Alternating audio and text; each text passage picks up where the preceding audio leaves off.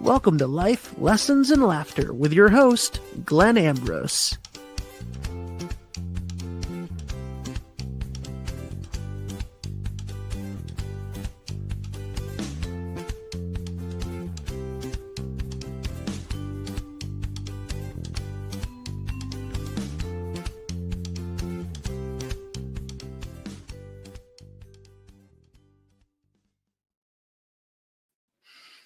Hello, everybody. Welcome to the show. So today I have a very special guest. I'm psyched. This is Nate Hambrick. So welcome him to the show. Nate is an international best-selling author of Crush Your Kryptonite and the 18 Laws of Leverage, which reveal his powerful systems for creating exponential results in business and in life. So here's Nate. Thanks for having me. Hey there. Good to have you. Yeah, I was just, I was telling you before, I was looking at some of your material and I was so excited I actually had to take notes. So I think this is the way you have things laid out is, I think, going to be really helpful for the audience, because I can tell just what I was reading that you have very comprehensive information that people can use, right off the bat. Like, no matter where they are, they can use your techniques. And, I was lucky enough to be on your show with Bronson recently. So I got to know you a little bit there. And as soon as it was over, I couldn't wait to have you on mine. Well, thanks for having me back. I appreciate it. Yes. That, my audience is used to me having some quality people on, good information, but also with good hearts, and that was one thing I picked up on you immediately. You got a good heart and you're a good person and you're out there helping people with, I think, something that is not only is extremely important, but I think it's becoming even more and more important as what I perceive as a spiritual shift happening on this planet. And I think, it's important for people to be able to not only support themselves and stop struggling. It takes so much energy to struggle, right? It's, and just to try to manage your everyday life and figure out how you're going to pay this bill and how you're going to pay that bill. And if we really want to get to a purpose-driven life, I think that we need to use these tools to stabilize our earthly structures. And, not as the end game, but more of a leaping off point so we can really follow our purpose. But, we can't be struggling to pay the bills and expect to be able to lean into our purpose very deeply. Yep. Grant Cardone has a funny line about that. He says that it's harder to be a drug addict than a billionaire.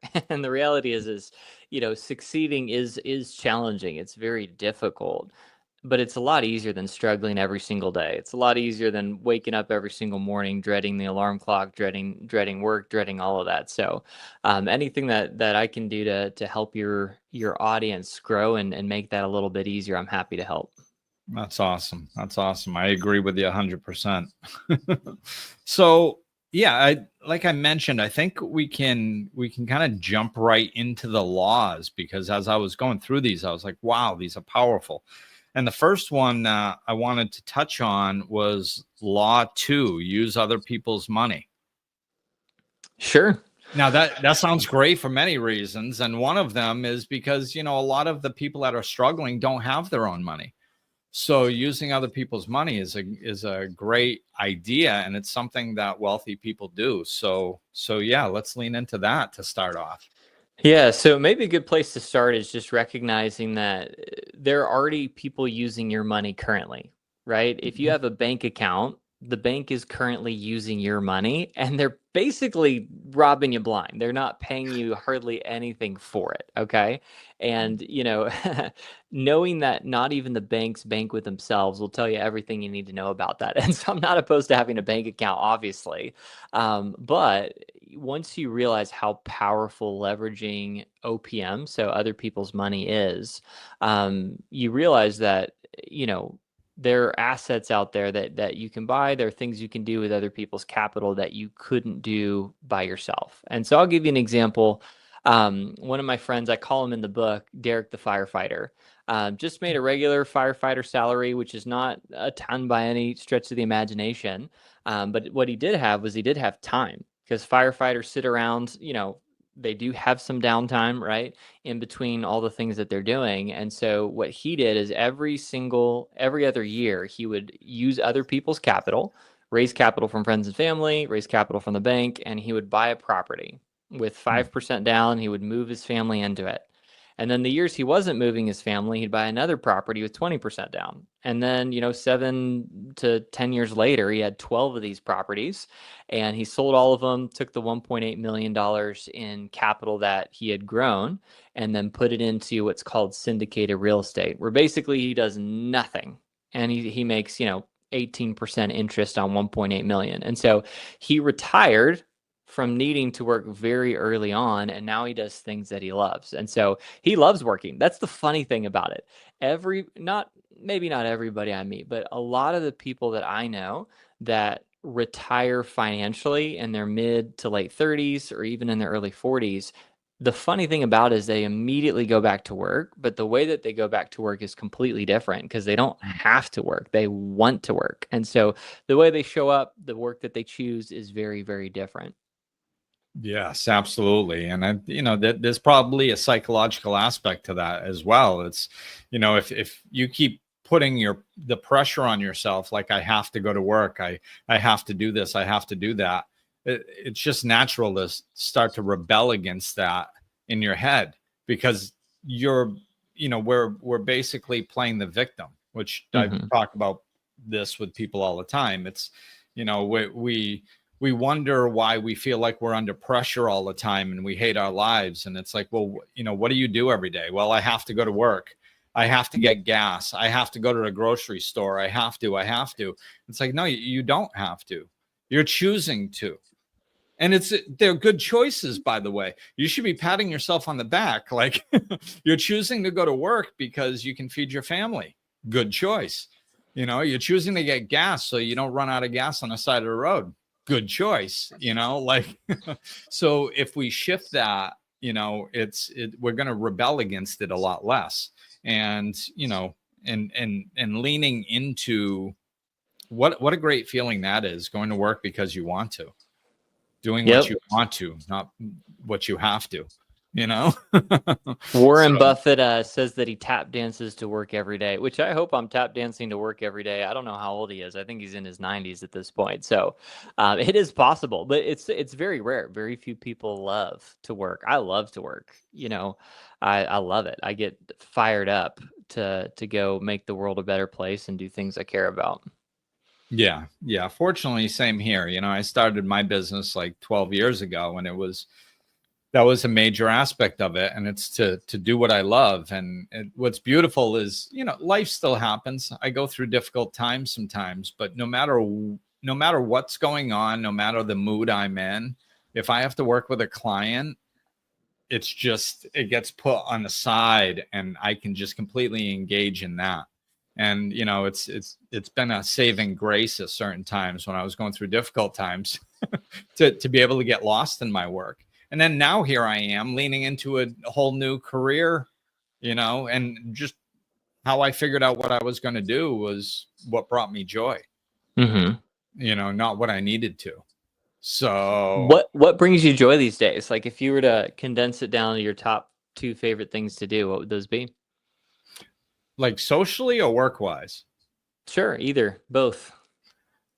Well, I think, especially for this conversation, maybe work-wise is more important. And it's just at this particular moment, I'm really getting into the land development and the real estate and investing, quite honestly. I've always had a business mind, and I've used it in certain areas, but there was of my own business, of course, right? But there's a level to it that I've never tapped into, that I've known is there. And it's exciting because I'm tapping into that now, with the land development and the investing aspects of it. So Very cool. Well, let me know, especially with my book, The 18 Laws of Leverage. Let me know if there are any areas of leverage that you're hoping to implement for your business. I'd love to help. Absolutely. And as I'm looking at these, it's like, I'm seeing all kinds of things that can help, like law 5, charge your brand to build your brand, charge for your brand to build your brand. I thought that was a genius one. Yeah, I call it the Ariana Grande principle. And so if you're not into music, Ariana Grande, she's had many top 40 songs. And one of the things that I talk about, and this doesn't just apply to the music industry, but so many people think in the music industry that it's the best artists that end up at the top. And I firmly disagree. I think it's the most profitable artists that have the resources and capital to market their music hard enough for long enough to make a wave in people's everyday lives. And so what people don't realize is that to get a song, any song basically, as long as, it has to be a decent song, but as long as you have a decent song, it costs roughly $2 million in advertising to push it to the top 40 charts. That's it. It's just a dollar number. The challenge is most artists can't, drop $2 million on ads. It's just not going to happen. And so, when you get to be like an Ariana Grande, when you already have the capital, you get to treat life like a chessboard where you're moving pieces around. And so I walk through the financials of how her business model works. She'll pay $2 million to get a song to the top 40s. That exposure, her credibility, she's famous, people want to follow her. And then she immediately turns that around and advertises for Gucci, different purse companies, shoe companies.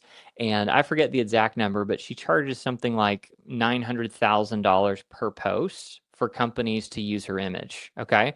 So after fees, after expenses and all that, she's still making somewhere in the ballpark of 400 grand per post. Well, you only have to do that a few times to make $2 million to then push the next song up to the top 40s. And so she can just go out there, buy songs, right? Because they're all ghost written, or most of them are, pay the producers, throw down $2 million per song. And so she's just got this revolving flywheel of hit after hit after hit after hit, because she's making, tens of millions, probably hundreds of millions of dollars from paid sponsored posts. And so we can do the exact same thing. Most people working a 9 to 5 don't think of themselves as a brand, but you are. Somebody somewhere trusts you to do something. Figure out a way to charge for that. And so an easy example, if you're an entrepreneur, if you're in sales, even if you're low on the totem pole, there's somebody out there who would like to borrow your credibility. And so one of the suggestions that I have in Law 5 is, if you're doing a good job at your job, just, refer the clients who already love you to other people you trust and charge them 10 to 20%. That's a massive win for them, because now they have clients that they're going to enjoy. They've got profit they didn't have to advertise for. You get a piece of the pie for just making that introduction. And then once you do that 10, 20 times in a row, that 10 to 20% really does add up. And now you actually have capital to go build something, right? People don't start businesses because they don't have the money, or they don't feel like they have the money. They don't want to take it from their savings and risk it on some business venture they're not sure about. But if you can start charging for the brand, aka yourself, right now you have more resources that you can experiment with to go do something epic on the side. Nice. So it's really leveraging what you have at the moment. That's just it. It's baby steps, right? One of the biggest revelations I've ever had is meeting. Like, I met this guy the other day. Actually, a week ago, I met a lady who's got 1.1 billion with a B billion dollars in assets under management, and she's an average lady, right? She's just a regular lady. Sweet enough, but you wouldn't think to yourself, this lady's got over $1 billion in assets under management. But she just kept finding ways to charge for what she currently had to scale to the next level, and then just reinvested it and did that, I don't know, probably hundreds, if not thousands of times. And now she's at where she's at. So do baby steps. You don't have to build $1 million company tomorrow. Build a $2,000 company tomorrow, then reinvest it and double, double, double, double. It's amazing how far you can get with those little baby steps. Yeah. And that's a good point. You just said build a $2,000 business. I mean, nowadays that's completely feasible. You know, it's like you can set up a website and have some business cards printed if you want, have a accounting software connected. You can have basically all this stuff together for pennies, you know, nowadays. And it's never been like that before. And it's, you know, which is exciting because it opens up the possibilities. But I think it's, as you were talking, it reminds me of just the thinking outside the box. You know, if one of my favorite quotes is from Einstein. It says, you can't fix a problem with the consciousness that created it. Right. So it's like, I think that this is what I see a lot of people getting stuck with, you know, people that I work with, and they feel like they're trapped because of their outlook. Mm-hmm. Right.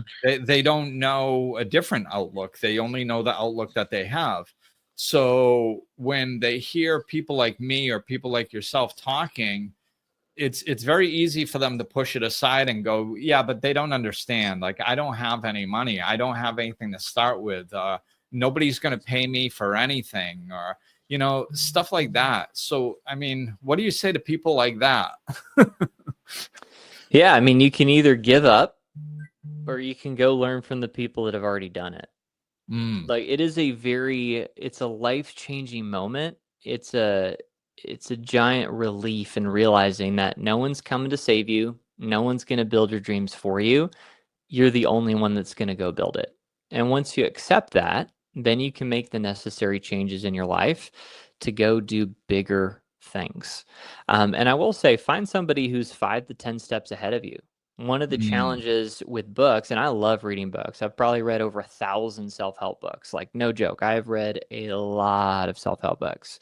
But one of the challenges that I see is that people immediately skip to the billionaires and their books. Well, the challenge is their frameworks are completely different, right? They can explain what they're doing to you, but you're 1,000 steps behind them. There's no way that you'd even have the brain to wrap your mind around what the heck you're talking about. One of my favorite pastimes is actually reading 1-star reviews on really successful books. And it's really fun for me. It makes me chuckle because the people that leave 1-star reviews on these really incredible books like Rich Dad Poor Dad or that kind of thing, they have no concept for what the author's talking about, and nor should they, right? And so one of the things that I've found helpful is finding somebody who's 5 or 10 steps ahead of you to teach you instead of the guy that's 1,000 steps ahead of you, right? And so that's for me too. A lot of times I try to skip to, you know, I met a real estate guy the other day. He's got $500 or $600 million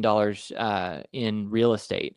And although I want to learn from him for sure, he's so far ahead of me that it's really hard for me to implement those strategies right now.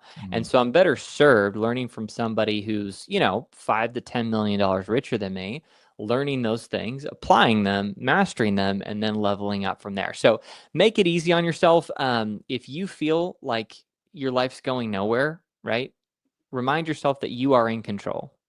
Right? You can do this. You just got to start. And so part of that starts with shifting your mindset, which you talk about all the time, Glenn. Part of that is you need practical tools. Like, you need actual tangible things you can do tomorrow to change that. And so that's why with the 18 Laws of Leverage, one of the things that I'm most proud of about that book is that I did my best with every single law of leverage to give you the billionaire example, the millionaire example, and then the example for the average employee making $40,000, $50,000, $60,000 a year. And the reason I was so intentional with that is all of these concepts can be done at the smallest level all the way through the billionaires. And so I wanted to help people no matter where they are at. So yeah, that might be a great place for you to start. Those listening today who just feel like they can't get ahead or they can't figure out how to get to that next level, you know, start small and just, you know, keep going. Yeah, and that's it. And you know, and you can find a way to invest in a book. Yeah. You know, it's, you know, I mean, some people will even talk themselves out of that just to, you know, but I experienced exactly what you just described when I was starting my business. I was a single parent, and right when I was just starting my business, like I was just going through the starting process, I got full custody of my son, and his mom stepped out of his life. Now, all of a sudden, I'm 24/7 parenting. I'm in transition place that my lawyer says, hey, go get, you're the sole custodian now. Go get food stamps. Go get free health care. Go get, and I'm like, what? Like, I didn't even think of this stuff, you know, but I did.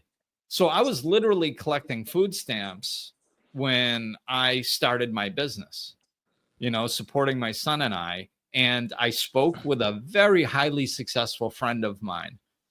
And I said, I'm starting this business. What do I do? You know?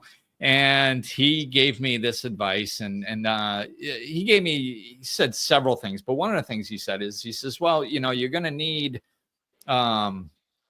this much capital, and you're going to need a year's salary to fall back on, and you're going to need a safety fund and all this stuff.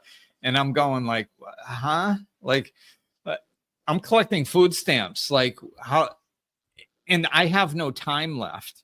Like, he's like, well, you know, you got to find a source of income.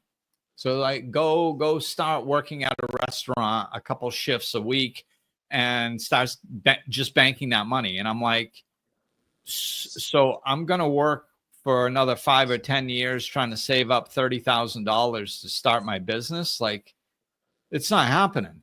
Yeah. But he's so far ahead of me. He was so successful, and he knows what it takes to be successful in business, but it's a particular model at a particular size. So if I said, hey, I can't do that, he's like, well, good luck, you know? Sure. So what I did is I just scrapped all his advice and said, okay, I'm not doing that. How can I do this? And back then I came up with, you know, I decided to do a crowdfunding, and I, you know, just did a crowdfunding campaign just to the best of my ability. It wasn't amazing. I wasn't raising hundreds of thousands of dollars, but I don't even remember what I raised. You know, I probably raised somewhere around $1,500 to $2,000. But it was enough for me to buy some chairs for some events, and to buy some dumbbells for my personal training aspect of my business, and to buy a TV on Black Friday for some events, and like all this stuff. And I pieced it together, and I found a way, you know, and that was, I don't know, 12, 13 years ago or something, you know, and I've been living off that business ever since. So you're right. It's, you know, if you're talking to a person, and I think that this happens to a lot of us, that's why I kind of wanted to pause on it. You know, if you don't have your answer, go to somebody else, you know, and I think it's what you said is important in that, keeping in mind is, if somebody's so far ahead of you and you ask their advice, and you get their advice and you look at it and you say, well, I can't do that, then a lot of people will give up. And it's like, oh, wait. There is always a way. There's always a way. So if that person wasn't able to give you the input that you needed, then go find somebody else that can. Find a book like yours, Nate, that has it laid right out for you, that, you know, at your level. Like you said, I think that's a great idea when you were writing this book, to make it accessible to different levels of people where they are at that time, you know? Yep. I call it standing on the shoulders of giants. I think so many people try to reinvent the wheel, and it's discouraging. It's frustrating. It gets you nowhere. And then you just, you know, we all take the path of least resistance, which might be just distracting yourself or giving up or watching Netflix instead of changing your life. And so make your life easy, right? One of my heroes, actually, speaking of books, one of my heroes is a guy named Naval Ravikant. The Almanac of Naval Ravikant is fantastic. And one of the things that I love about Naval is he's a big encourager of quitting quickly, of, you know, whether it's a book or a business or whatever, giving it a go and then immediately like pivoting to the next thing. And so if you're using the wrong set of information to build your life and build your business and it's not working, you know, give up on that and find something else. Now, just to clarify, he's not trying to tell people to quit easily. What he's trying to say is keep looking, keep searching until you find something that resonates with who you are, that you actually believe you can do. Right. And so with that, one of the best pieces of advice that I've ever heard from the entrepreneur Alex Hormozy is the best piece of advice you can give someone is you'll figure it out. Right. Because the way that I succeed might be different than the way that you succeed, Glenn. But if we just keep on searching and we keep trying, and we're really quick about it, we can keep that momentum and figure it out for ourselves. Yeah, absolutely. And that's what I did with my business previously, and that's what I'm doing now. You know, like the land project I'm working on is large, and I can't count how many people in the last year and a half have told me that it's not going to happen. I should give up, blah, blah, blah, blah, blah, you know? And then now here I am a year and a half later, and I'm right on the cusp, like everything's falling into place, and you know, the right people are coming in and all that stuff. And it's not about giving up.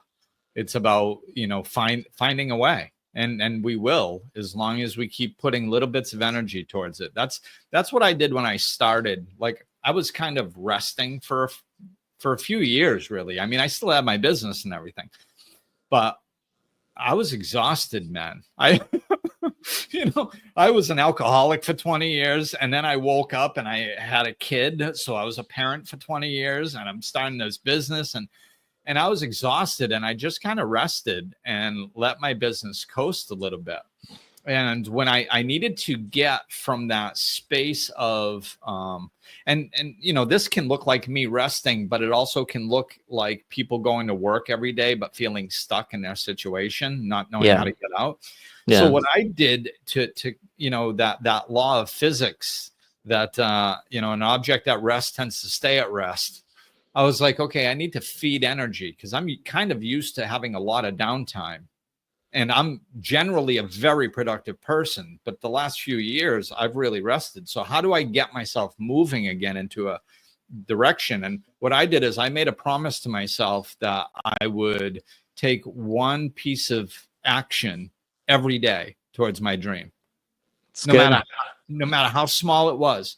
And I made that commitment to myself, and I take my commitments to myself seriously, because if I don't, then I don't have self-respect. And you know, so I take that, which is a whole nother podcast, but so I took it seriously. And there was times when I went to bed and I went, oh my God, what did I do today? Nothing. And I got up out of bed and I grabbed my phone and I Googled land in a DR or whatever, you know, and results came up, and I'd look at like 3 results, one that resonated with me. I'd copy and paste it into a message and send it to myself, which all of that took me 3 minutes, and put my phone down and go to bed. But it was something. I just did something, even if it was a Google search, you know? And then after about, I don't know, a week to 10 days, that energy started building, you know, and it started, all of a sudden it started, instead of me trying to push myself, it started, the vision started to pull me. And all of a sudden I started getting excited to take the action, you know?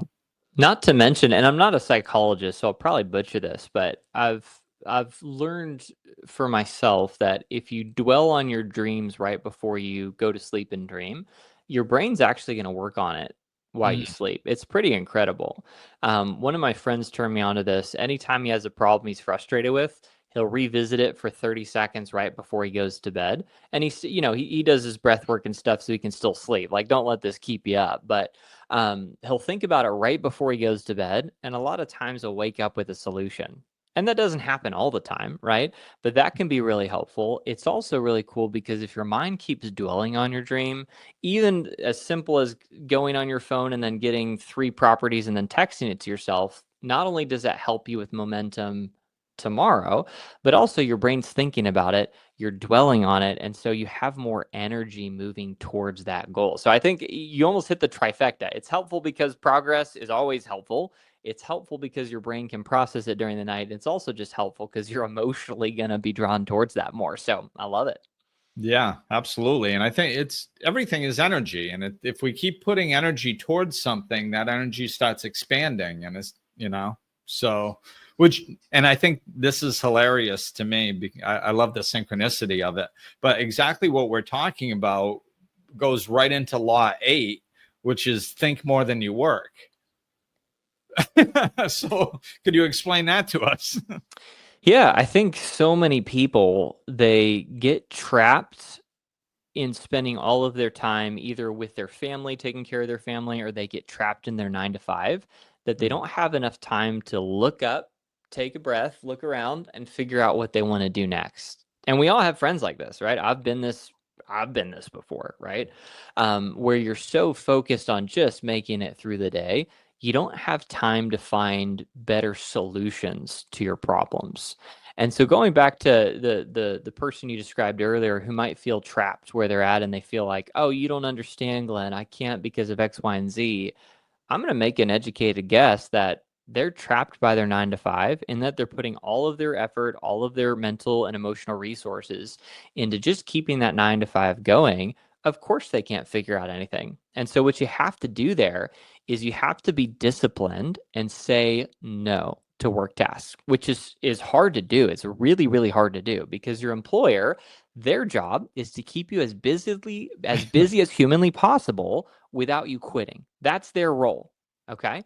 Your role is to do as little as possible while keeping your job and figuring out a better way. And so when you look at people who are making $50,000 a year who immediately go to $150,000 a year to then $500,000 a year to then $5 million a year, it's because they're constantly iterating and they're finding new solutions to their problem. So I'd encourage you, for all you listeners out there, if you feel trapped in your job, like figure out a way to devote the first 30 minutes to an hour of your paid work time finding solutions to your current job, or let's be real, finding a new job, right?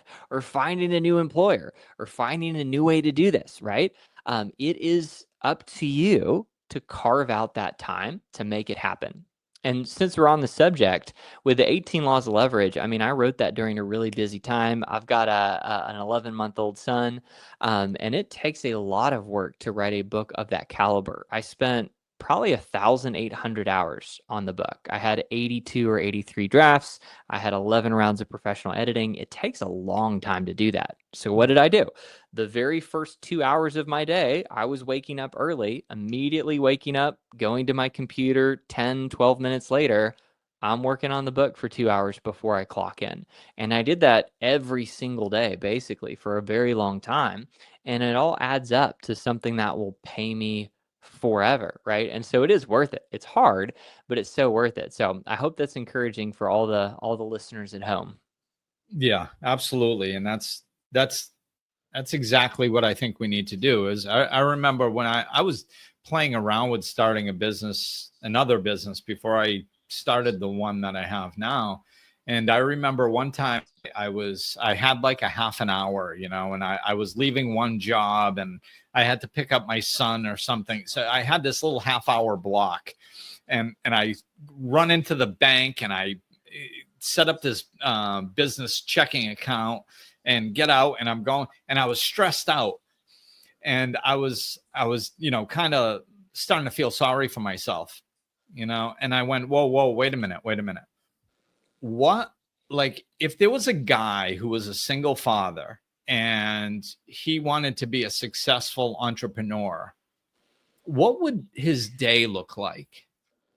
And I'm like, well, he'd probably have a day job that he had to go to, and he had responsibilities around his child. So if there was something that he was going to do for his entrepreneurial business, he would have to squeeze it in wherever he could, like maybe running into a bank in a 30-minute window to try to get a checking account open. And I was like, oh, so I'm just doing what any other busy entrepreneur trying to start his own business would be doing.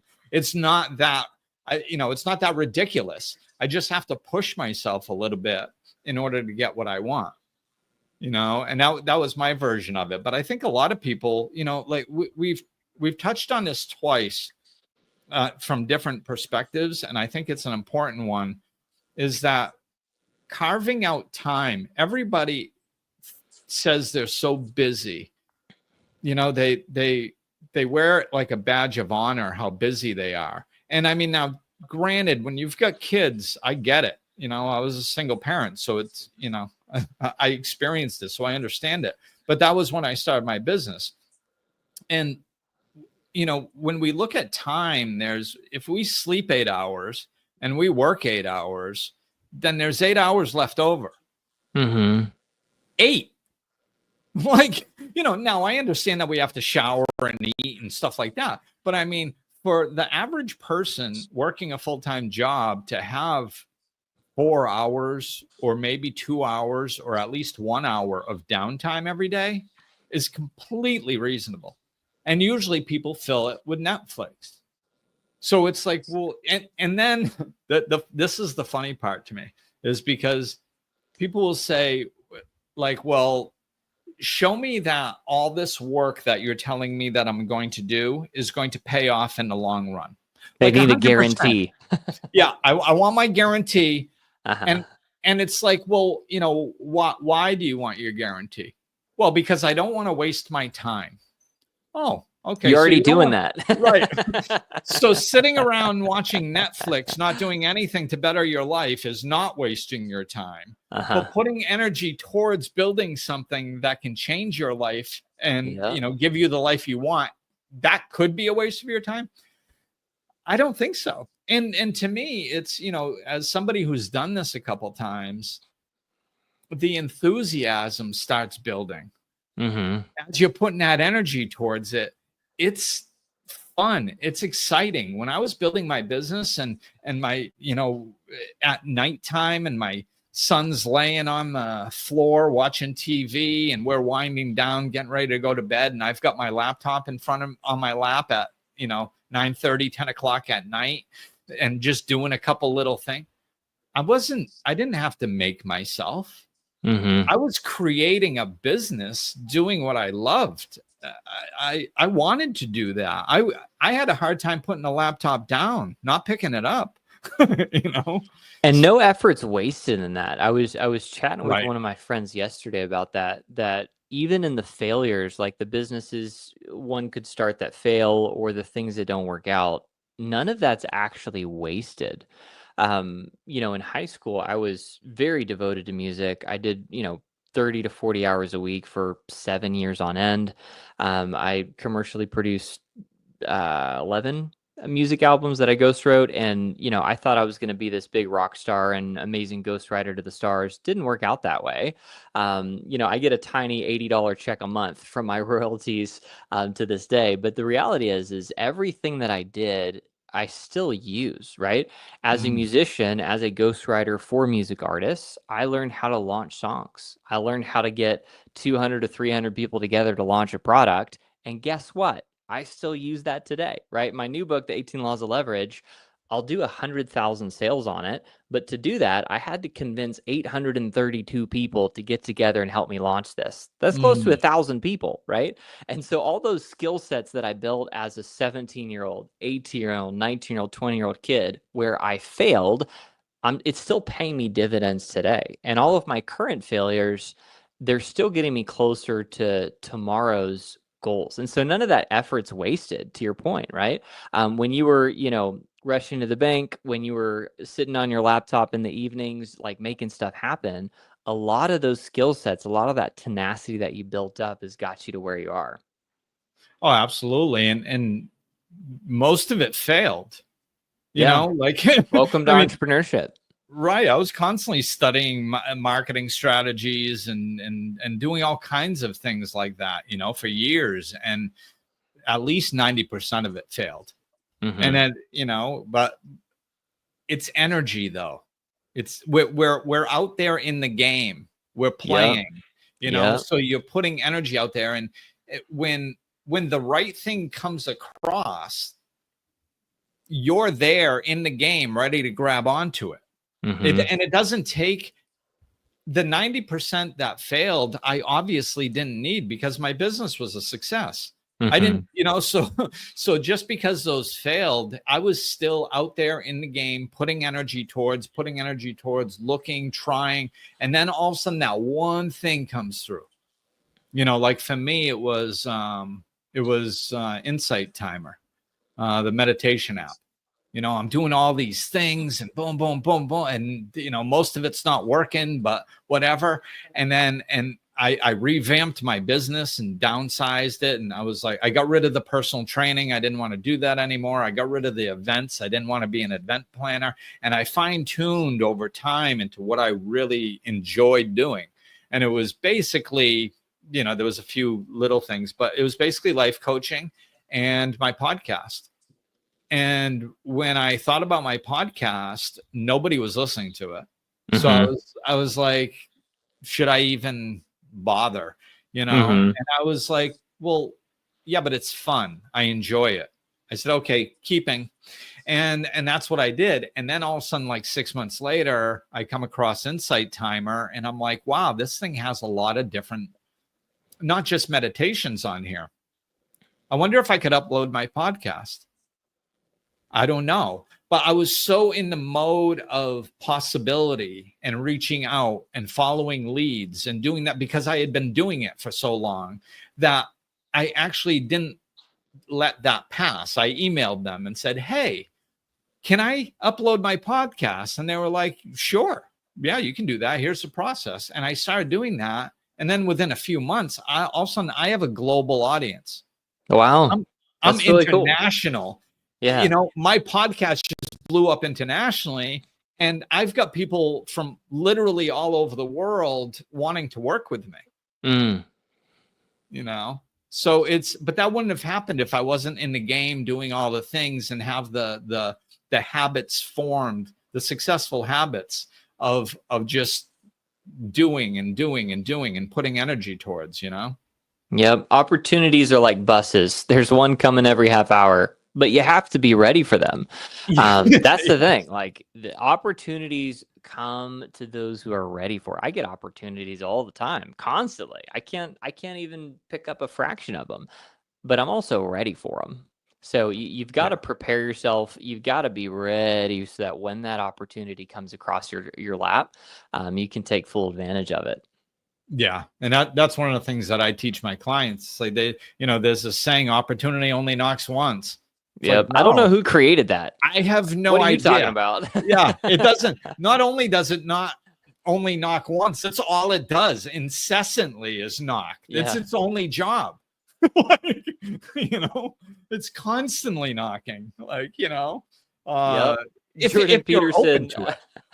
Jordan Peterson says something that I think is really helpful. He says that every problem is an opportunity. Right? If we lived in a utopia where everything was perfect, all the buses ran on time, the groceries were just always there. Like if everything worked perfectly, there would be no opportunity. So every challenge that you see out there is an opportunity. And I think that's why challenges are so abundant for people like you and people like me, is because you can't help drive down the highway or drive down a road. You can see challenges everywhere. There's a problem. There's 50 problems. I don't even know what's up with that guy. That's like 100 problems that you can solve. That's your opportunity. But you have to train your brain to think that way. So I'm curious for you, Glenn, obviously you've been successful with a podcast, you've got a thriving business. What's next for you? Like, what are the next big challenges or puzzles you're trying to solve for yourself? Well, right now it's the land project that I'm working on. It's a whole new area. So it's getting exposed to investors and understanding how they think and what gets them interested in a deal and putting together a deal, where I have to know my limitations, because if I think I'm going to run in and just be some real estate land mogul right out of the gate, it's just simply unrealistic, so to me it's about balancing using my intelligence, my capabilities, my experience in business and my gifts, but also being really clear on building a quality team around me that can do what I can't. It's like I can hold the vision, And I can bring people together and I can make it happen and I can oversee stuff. But all the intricate little parts of each one, there's aspects that I have to learn, but there's also people I need to bring into place so everything's done the right way. So I learn the right way as I'm doing, you know. Yep. Leveraging other people's time and skill sets is so powerful. When people ask me, so one of the things that I'm just so passionate about is tax avoidance. And a lot of times people ask me questions on it, and I'll just say, hey, I have no idea. That's what my CPA's for. Like they're, I know enough to be dangerous. Like I understand how depreciation works. I understand how to lower your taxable income roughly, but I can't file any of that stuff. I don't know how to set up S corporations. I don't know how to do any of that. That's why I found somebody smarter than I am in that sphere to do it for me. And so if you set your life up where you have 10 or 12 people in different spheres that are smarter than you, you'll get so much further. So I loved what you shared is you built a team to help you get there. You don't have to know everything. You just have to build the team. What with that, do you feel like is that something that you coach a lot of people on as well, as far as like outsourcing work, hiring talent, and that kind of thing? When it comes up, yes, but honestly, over the years, it hasn't come up that often. I'm not coaching entrepreneurs as it's just not the norm, we'll say. Every once in a while, it does come up as part of somebody's life and what the transition that they're in, and then I do, sure, but it hasn't been a huge staple. Yeah. Okay. It's definitely been something that, honestly, you never get perfect at it. There's always something that you can outsource to somebody else. And my newest victory is outsourcing stuff I'm actually good at to other people. That's the hard one for me. So I'll give you an example. I'm about to launch the audiobook version for the 18 Laws of Leverage. Well, I've got 16,000 hours under my belt of music and sound engineering experience. I'm really good at audio work. But I chose to outsource it because my hourly rate now is, call it eight or nine times more than what it costs me to outsource. And so that one's hard for me. I don't know if you've experienced that, where it's easy to outsource the stuff you suck at because you have to, right? But then there comes a point where to have the impact you want to have at the highest level, to grow in the things that you're actually going to be world class at, you have to outsource the stuff that you're kind of sort of decent at. And I don't know about you, but that's been hard for me. But on the other side of it, you realize that you get to help a lot more people. And that's really life-giving. Sure, it's great to make more money. Yeah, blah, blah, blah. That's just a reflection of the amount of people I help and the depth of help that I give them. Yeah, absolutely. And that I experienced that.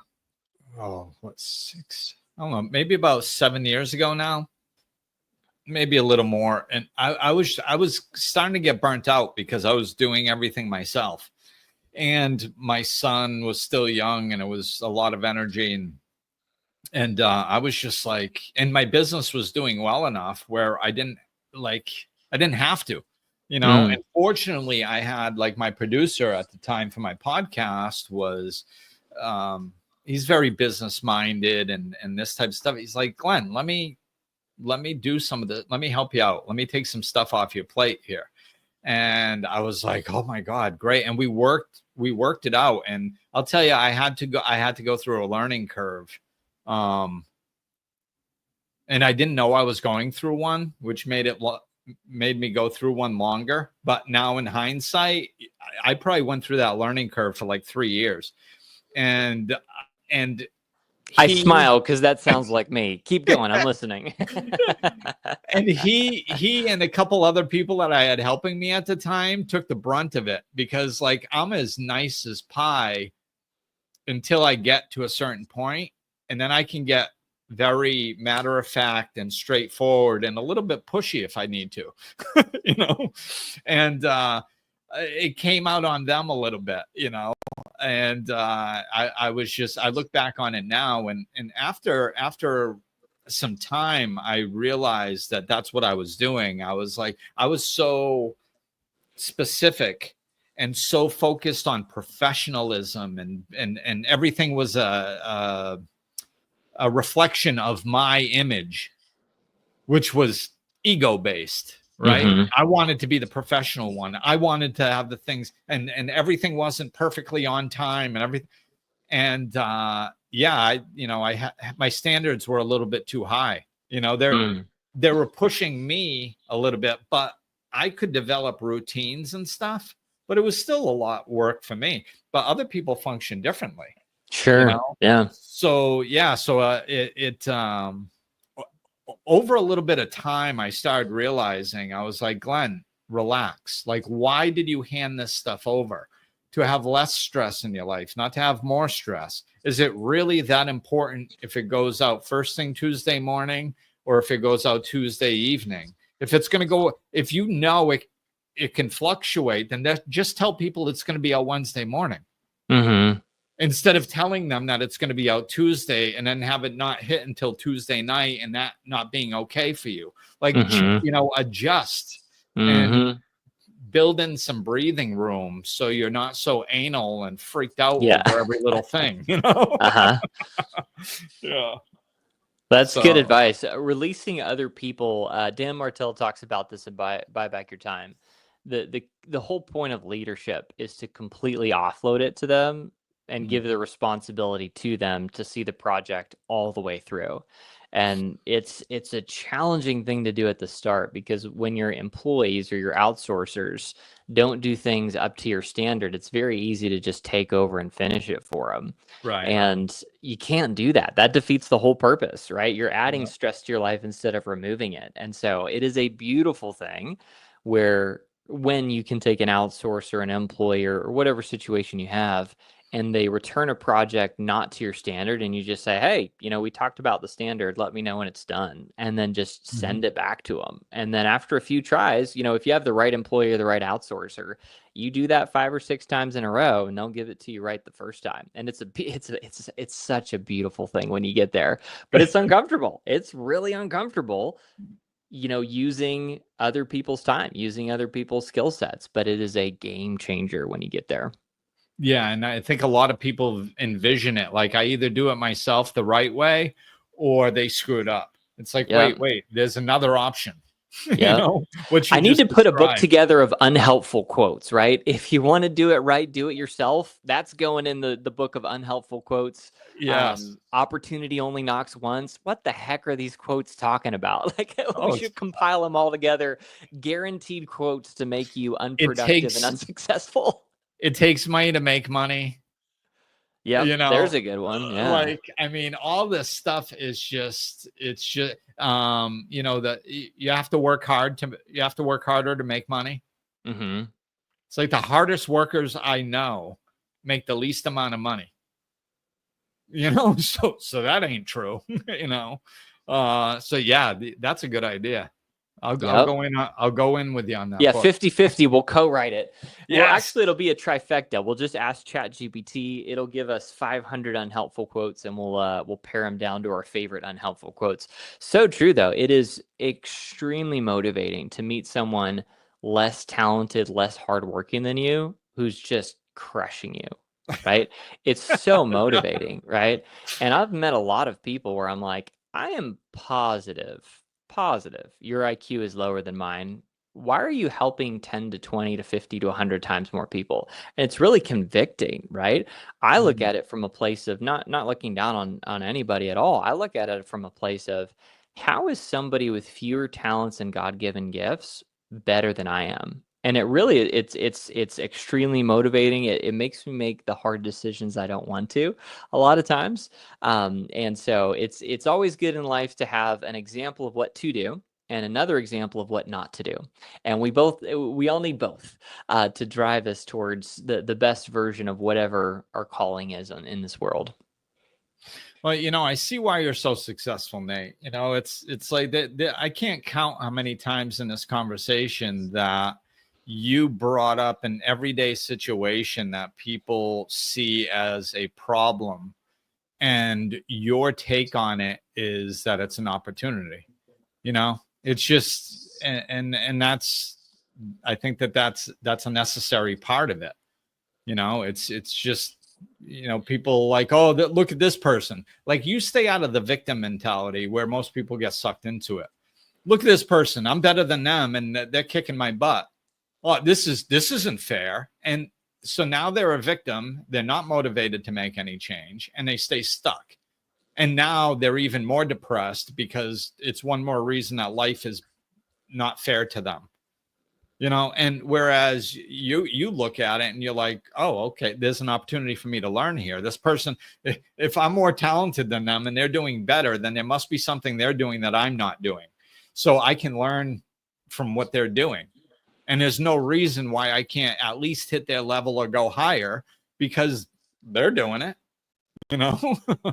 I think that's beautiful.